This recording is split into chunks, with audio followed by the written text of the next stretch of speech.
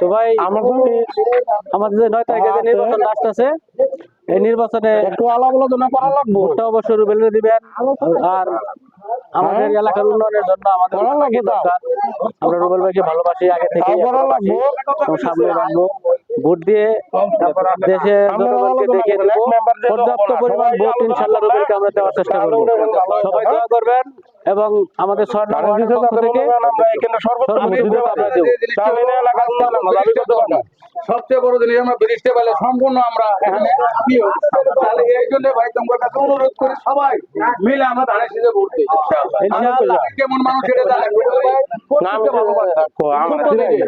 ইনশাআল্লাহ ইনশাআল্লাহ ইনশাআল্লাহ। রুবেল